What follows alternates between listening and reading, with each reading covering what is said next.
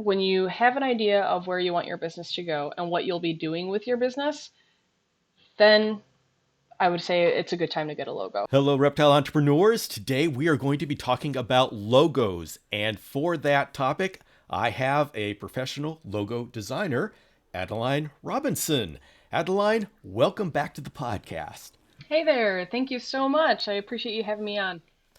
All right, so with our businesses, we see there's logos all over the place, and at some point we're thinking maybe we should have a logo. Uh, First of all, what is a logo and why is it important? So the logo is going to be the defining icon of a company or brand. So that's going to be what you're going to see on shirts, on the typically the Instagram icon, any type of merch or apparel or letterheads. That is the one icon that defines that business. Okay. When should we consider getting a logo? What's the time point in our growth that it's time for a logo? Kind of depends on where you are with your projects. I've had several people reach out to me before they were ready, which I'll explain that a little bit later.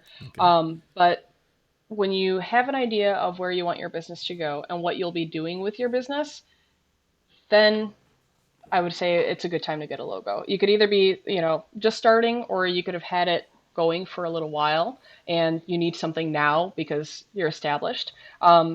Typically, it's kind of nice to start out with one from the beginning, but I've met quite a few people that waited until later to get one. But I have had people ask a little too early. So, too early being, I've had a couple different reptile breeders come up to me saying, "Hey, I want to get a logo for my brand. I want to get a logo for my business, but I don't know what I'm going to do yet." And Okay. so they weren't entirely sure where they wanted to go with it. And so I just let them know, you're more than welcome to come back to me once you've got an idea of where you would like to proceed or how you would like to proceed. That way I can help get the most effective logo for you and what you're wanting to represent. Now, I've done a number of logos in my life for various businesses and such, and one of the biggest stress points is the idea that I'm making a decision that I'm going to be stuck with for decades and decades. How committed do we have to be to a logo? Um, Thankfully, you could always rebrand if you end up changing your mind down the road or wanting to switch things up, or say your business changes direction, you can always rebrand. Sometimes it will be a smooth transition. Other times, if you've been very well established in one way, it can take some clients, a little bit of getting used to adjust. But if it's done effectively, then it should be fairly seamless for the most part. And if it's a really good brand identity, then it'll continue to stand out on its own. Okay. So, say we decide that we're ready, we know what kind of business we want. What are the important things that we need to look for when considering a logo? So for me personally, I usually try to let clients know usually bigger, bolder, simpler is a lot easier to see. I want people to kind of be able to see their design. Say it's on an Instagram icon and your phone's at, half brightness. You still Hmm. want to be able to see it and you still want to be able to recognize it. Or, on a banner from the opposite end of a convention hall, you still want to be able to recognize that. Or if somebody sees, either a deli cup with the business card on it, you want that the colors and you want the logo to be easily seen and easily represented. So bigger, Well, bolder, simpler. that's a great question. How do we get a logo which looks great as a website banner, can be accurately reproduced on a t-shirt, is recognizable in a 110 by 100 pixel Instagram profile image, and conveys the soul of our company? How do we do that? It could be pretty tough for sure, but usually, I'll chat with the client. We'll figure out what their defining brand is, what they're wanting to do, and I'll work something off of that. The logo doesn't need to completely explain what you're doing or what your mission is. It's an icon that you want to be noticeable and to be remembered and to be uniquely Okay. yours too. So, usually I personally think that the simple single color logos are really bold. They pop. They're very easy to apply to, patches, hats, or any type of merch, Hmm. and you can blow them up really well so you can see them. When logos get very busy, it is very hard to see what's going on with them. Sometimes I'll have to let people know, like, hey, I would not recommend putting that many animals in because Hmm. it's just going to be a mess. It's going to be a lot of little colors, and you're not going to be able to decipher what you're looking at. So ideally, when you're trying to keep something in mind, try to think small icon, low brightness, opposite end of convention hall. You want to be able to see it. You want to, if you're not reading it, you want to at least be able to identify what it is. And then, from there, you can establish your branding. So that's when you can add t-shirt designs or supplemental, branding icons or imagery to continue with it. So, Well, that's a good thing to talk about is simplicity.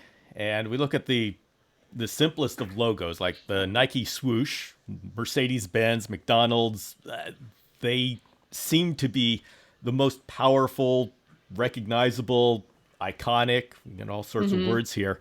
But if I paid you top dollar and got back a silhouette of an apple with a bite taken out of it, I may wonder if I've got my money's worth. How do you navigate the waters of explaining to your clients that less is more when it comes to logos?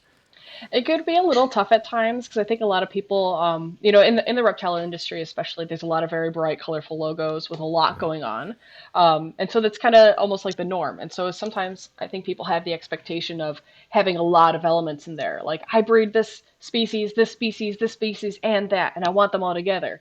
And I go, hey, now, it's awesome. However, it would be better as a T-shirt design than a logo. Mm. And that reason being, projects can change, but it's kind of hard to fit a lot of elements into one design while making it simple, clean, and elegant and recognizable as well. So usually I'll talk people through that process. I'll share different examples. There can be symbolism attached to them or different types of icons that represent different things. But usually it's kind of a process, especially with the simpler ones, to make sure it gets nailed right. So Okay. it's sometimes the simpler pieces can be a bit more difficult than, say a drawing of an animal because it's a little bit more straightforward. There's a lot of brainstorming and a lot of drafts that go into the really simple logos.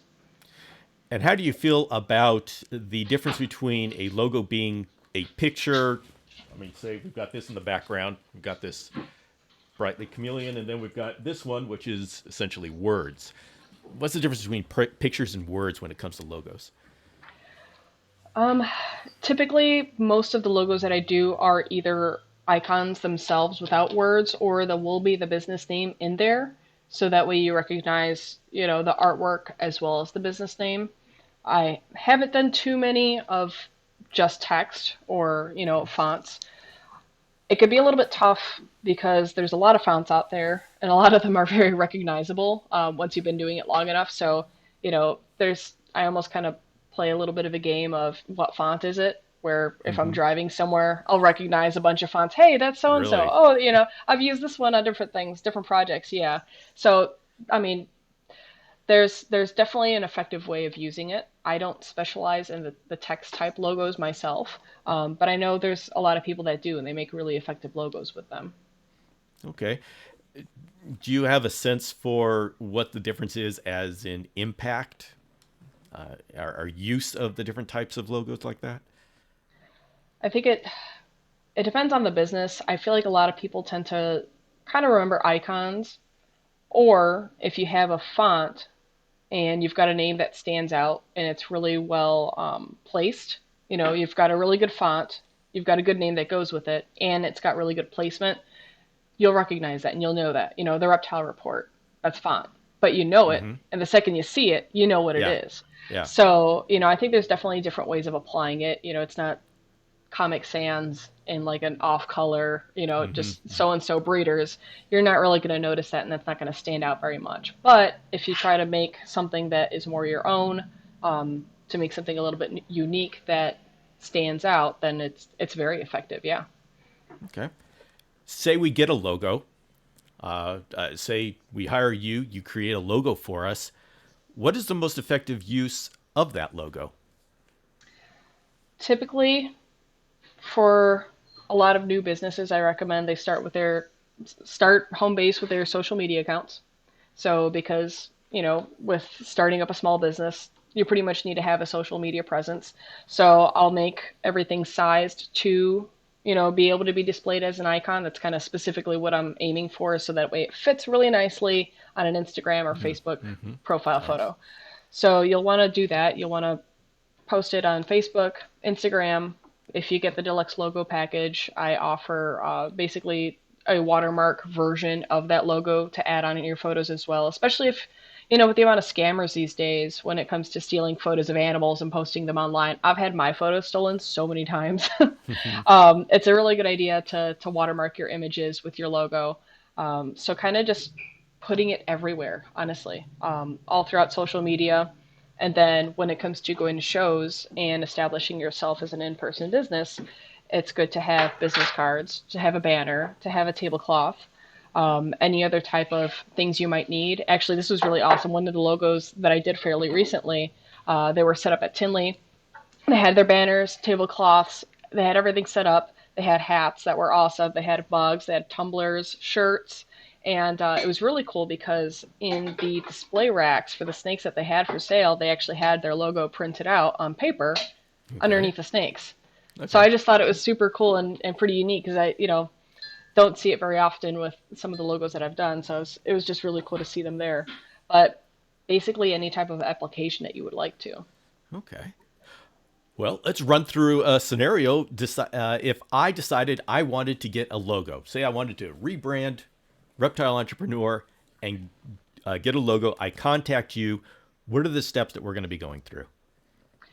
So typically I'd ask you to take a look at my website to see which different packages you might be interested. So everybody's got a different idea typically of what they want. Some people want, high detail realism, like digital painting of their logo. Other folks will want something simple and clean, something really iconic. It kind of depends. Some people they're aware that the single color icons, are very in or almost corporate in a sense, but they'll want something completely different. And that's up to them. So usually Mm-hmm. I have a talk with the client about what it is they're looking for in particular.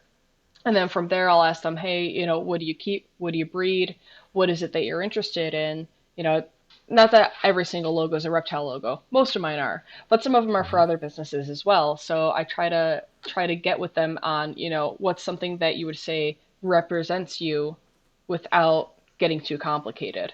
I did a pipe logo recently for a friend that they carve pipes, and they do Okay. a really amazing job at it. So, we basically found a way to take one of the pipes and almost make it into like a single color art piece for a logo. And so there's a lot of different ways of applying, what people do or what people are interested in like a nice clean format. So I just chat with the clients and see what they're looking for and do my best to navigate, how to make that happen in the best way possible. So I imagine many of your clients would say, I'm not sure what I need or what I want. How do you work with that?